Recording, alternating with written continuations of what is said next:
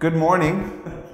Welcome to Drink with James, episode 104. It is 10:22 in the morning.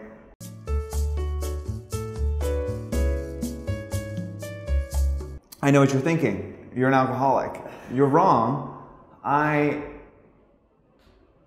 paying for, listen, I guess what I want to say, I'm not an alcoholic, but every decision has consequences. And yesterday I was hungover, so this is not sounding good for me, but yesterday I was hungover. We had an event on Wednesday. It was 10-4. It was fantastic, as always. So I didn't want to film Drink with James. My hair, I feel like when I'm hungover, my hair looks hungover. Like it just was not good. I wasn't feeling like drinking again. I wanted to go on a bike ride. So I didn't film yesterday. But Tim was like, well, I got to edit this thing and turn it around by Monday, so I prefer if we do it, I would shoot it in the morning. At the time, I was like, fine, anything's better than drinking right now.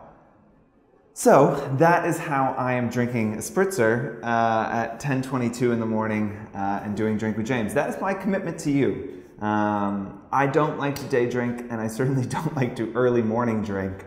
Yeah, I'm going to definitely drink some more rosé this weekend, preferably after noon, which, again, it doesn't sound like, a big weight, but yeah, I think I'll do do a century, do a 100-mile bike ride this weekend. Hopefully, we'll see if I get lazy and don't do it. But I'm a little behind in my bike racing. I've got the next 6 or 7 weeks.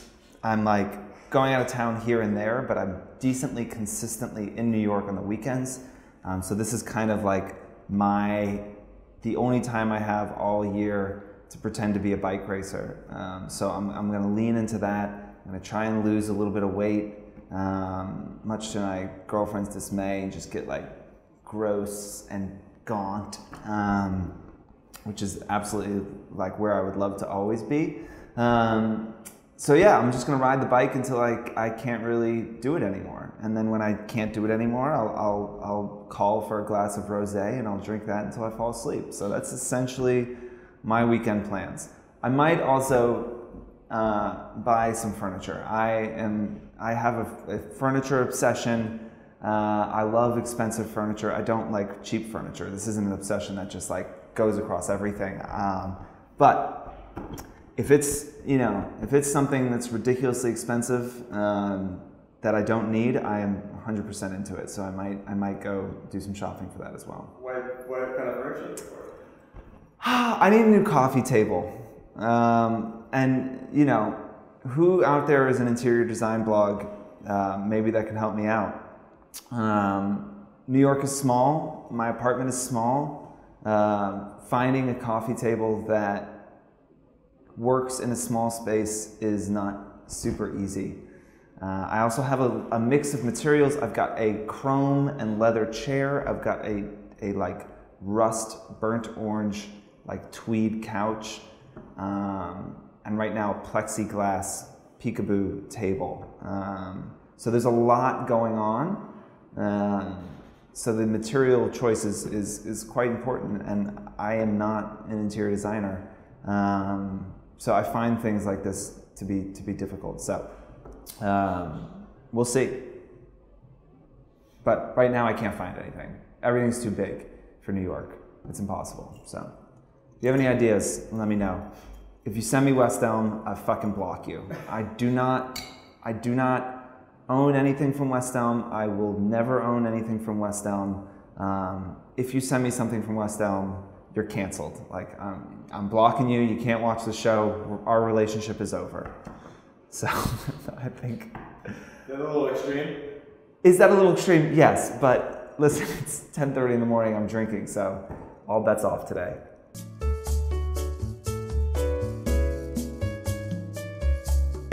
Let's do it. Question number 1 is, how can you communicate that you can't do an opportunity you previously agreed to?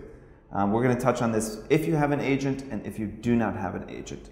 Listen, things come up all the time. This space is famously like last minute. We just closed the campaign yesterday, and it involves a fairly involved brief in which influencers are going to have to like go into the woods and do something. So they're going to have to plan a trip, and it all has to be shot and live by July 4th. So that is not uncommon in this space. I understand that things come up. There might be something that you've agreed to do, go to a dinner, go to an event, you know, speak at something, you know, whatever it is. Or if it's just, you know, you've agreed to do a sponsored post for someone. Whatever it might be, it is understandable that things come up. You know, there are kind of opportunities that you can't turn down. Maybe it's a lot more money. Maybe it's a brand that you've always wanted to work with. Maybe it's a trip to Bali, and for some reason you're a fucking idiot and you want to go to Bali. I understand that these things happen, and I don't think that you having to cancel will necessarily blacklist you from ever working with that brand again. But there is a right way to do it and a wrong way to do it. So, you know, I think the first thing to just remember is that people have a desire to feel important and to feel like they are being respected and kind of taken care of. And so if you have to, you know, cancel a previous engagement because you want to do another engagement, you're already putting the person you're canceling with below the person who you're leaving them for. And that is just a shit feeling, you know, it's just not fun. Even if you understand it, even if you say, hey, I really wanted to do this, but this other brand offered me $20,000 to do this thing and I have to do it. You can understand that, but it still doesn't feel good. So you coming in from that big disadvantage. One, you're messing with their job and their work. They're gonna have to find someone to replace you, blah, blah, blah, blah, blah. Two, it feels kind of shitty to get like left for someone else essentially. So, you know, I think the first thing you want to do is be like honest and sincere and explain what is happening, you know. Don't just say, hey, something came up, can't do it. I think the first, you know, let me step back. The first thing you should try and do is not cancel it. You know, try and make it work somehow. So if, you know, I can't think of an example right now that is, you know, applicable to all of you, but the first thing is to try and make it work. So, you know, tell the brand who maybe is offering you another opportunity that is a conflict with the other one, that you already are committed to something, and you're going to talk to that brand and see if you can move it around. The brand, you know, the opportunity that you kind of are leaving for, they should understand that you have a previous engagement and that you're trying to make work. So first things first is like try and make it work. If at all possible, try and make it work. If you can't make it work, explain the situation. Tell the brand that you're canceling on that you tried to make it work. You know, say, hey, I talked to this brand. I tried to get them to move this shoot, but they've already booked the photographer. They asked the photographer if they could move it to another day, but they can't because they're flying out to LA that day. I am infinitely sorry. I really tried. Please let me know if there's anything you can do. That feels a lot better than, hey, something came up and I'm no longer going to be able to make it. That feels really shitty. So just be a fucking decent person and try and make it work. You committed to something, you want to get out of it, try and make it work, okay? If you can't make it work, try and do something else. You know, so sorry, I can't attend the dinner.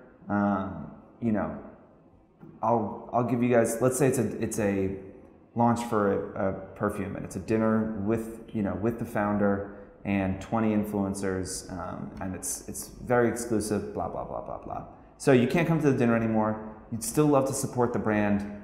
Can they send you a bottle over, and you'll make sure to get a post up or do an Insta story about it. Let me know if there's any key messaging or anything I should hit. So like, awesome, they're inviting you to the dinner to get the post out of you anyway. So you're saying, listen, I'm here to try and make this right for you. I mean, that's kind of the long and short of it. You know, you should treat them with respect, make them feel important, show them that you tried to make it work, even if you can't. Offer an alternative. You know, if it's not something like a dinner or something, say like, hey, can we move our shoot date? Can we move this? How can we make this work? Can I do it remotely? Just try and make it work. If you absolutely can't, sincerely apologize and offer to try and do something else to support and help the brand. That goes a long way in making you feel good about it. And they may even say, hey, it's okay, I totally understand, you're good, you don't have to do anything. But just offering is a nice gesture. Now, if you have an agent, I understand that your agent might be the one to reach out to cancel your engagement. That totally makes sense. One of the nice things about having representation is that you don't have to be the bad guy. You can tell your agent to say, go get me more money. You can tell your agent to say, no, I'm not using that stupid hashtag. You can use your agent to say, so sorry, she has a previous engagement. Tell your agent the same thing. Tell them to try and make it work. Tell them to, all the stuff I just told you, make sure they are communicating that. And then the kicker is, and this is important, you as an influencer should also reach out. You should reach out to the brand directly, apologize again, say you're so sorry, you really wanted to make it work, but as your agent, said, you'd be happy to support them with an Insta story or whatever it might be, or you hope to be able to make it work next time. That little thing, 2 minutes of your time, your precious time that I know is so strapped, 2 fucking minutes, write an email and say you're sorry, that you were really looking forward to it and you hope to be able to do it next time.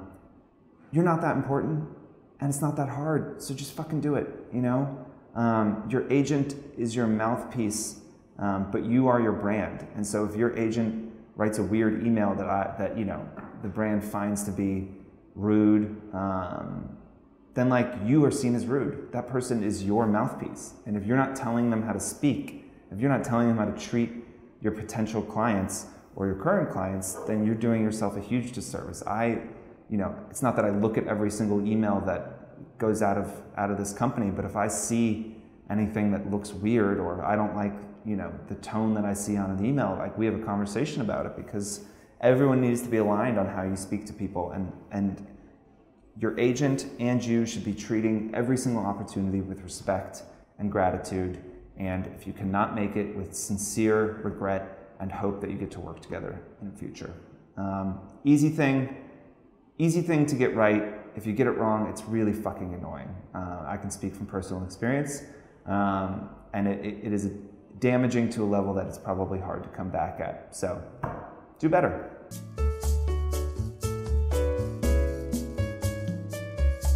Question number 2, what are my thoughts and applications for IGTV? IGTV, what do I think? I think that most of the shit that Instagram does usually works. I think that you should probably, involve yourself in it, invest in it. It's been out for a fucking day. What am I supposed to know? I'm no soothsayer. I don't know. I know a lot of you are trying to get into YouTube. It's really hard. I've talked to Marcel from One Dapper Street, who is actively trying to build a YouTube audience right now and trying to do more video. He has found that it's difficult to get his Instagram followers to go to YouTube.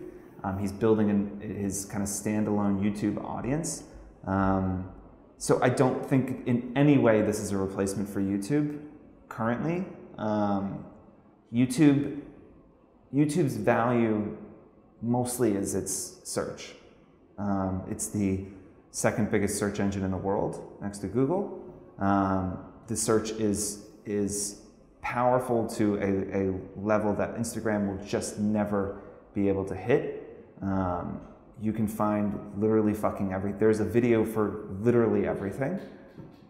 That said, it is hard to build an audience there. We've been making videos for over 2 years now. We've built a little audience. Certainly we have a very niche thing that we cover, and I'm not a super likable guy, but it's hard to grow. So it's nice, just like with Snapchat and Insta Stories, it's nice to be able to lean on your followers and lean on that following that you've already built to give them video. So, I think travel recaps, things like that, I think they could work really well. I think if you have an audience that wants to see video and you want to show your audience video, I think it's going to be great. I think for beauty brands, it's going to be awesome to be able to work with lifestyle influencers who don't have a big YouTube following and get them to be able to do long form video.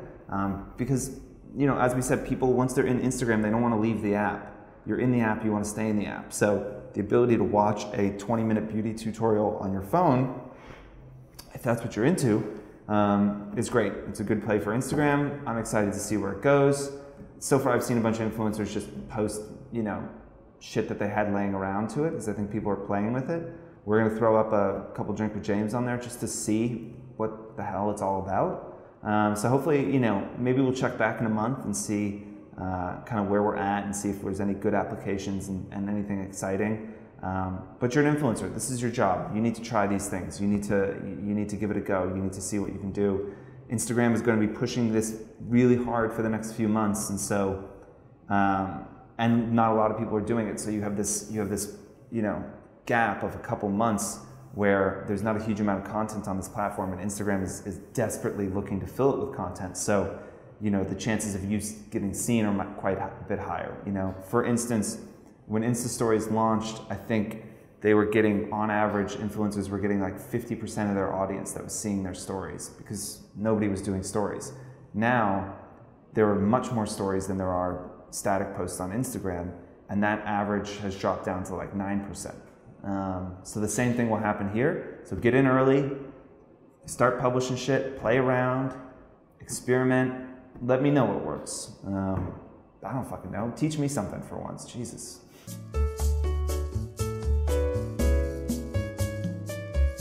Question number 3. How can I find brands that are looking for a global audience?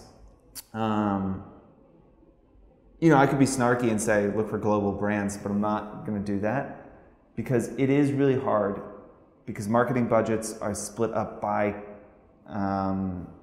country. And if I'm a US marketing person and I've got $40,000 to spend on an influencer campaign, and you got half your audience in Italy, what the fuck? I don't even like the dude who works in Italy. I hate that guy. I'm not helping him. I want to work with people that are just in the US, because that's the only way, that's how my numbers are reported. I'd say global audience. Marketing teams do have global marketing teams. So in a global organization, there is generally a global marketing team that sets, kind of sets the vision for what all of the local communities and local, targets are going to do.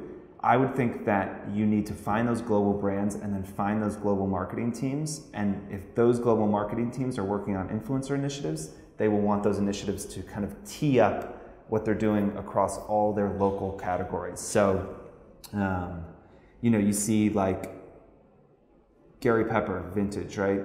Gary Pepper Girl. She has an audience that is, split between everywhere. She essentially like doesn't have a home, but she's got the big Australian audience, she's got a big US audience, she's got, a big European audience.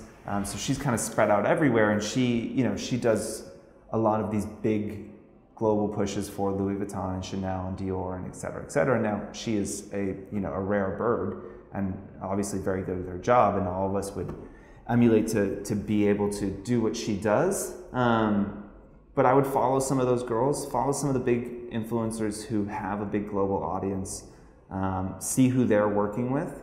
And even if you're a micro-influencer, reach out to those brands, try and find the global marketing person, and pitch yourself, talk about your audience and why it's interesting and why they should pay attention to you. I wouldn't, and the other thing, I think we've mentioned this before, but I don't mind repeating myself.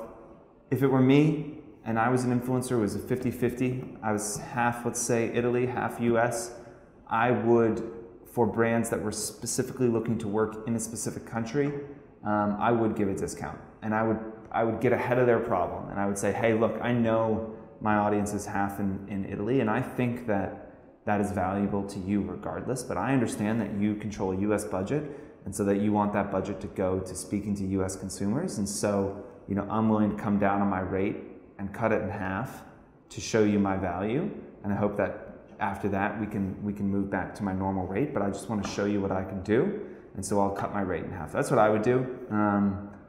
It's always nice to get in front of people's objections, We do that all the time in pitches. We think about what is this brand not going to feel comfortable with? What are their questions going to be? What are their concerns? And we are open and honest about those and address them up front and provide the solution. So then you're just controlling the conversation. You don't have to have somebody come to you and say, oh, we love your content, but sadly, because you have 50% of your audience outside of the US, we can't work with you. And then you come back and say, well, I'll cut my rate in half. And now you're reactive. You're not being proactive. They've already made the decision. They've already said no to you in a conference room, and they want to work with someone else. And so you're done. You can't win that. But come to them before and say, hey, I know this to be true. I'm giving you a deal. Let's make this happen. I'm going to do this post with you. You're going to fucking love it. You're going to pay me my full rate moving forward, and you're going to realize that Italian audience is just as valuable to you as the US audience. Let's make some money. Let's do it. And they're going to be excited, and you're going to email me, and you're going to say, James, your advice literally changed my life. Thank you so much. And I will say, yeah, it's just what I do, How often should you be, I don't know how you would find out who's a brand's audience is, but is there a way, one, that you can maybe find out who the brand's audiences are, and then two, should you be using that to market yourself because you can speak to the same audience? There's a decent amount of information about brands on the internet. Read, and especially if they're a public company, you can learn essentially anything about them.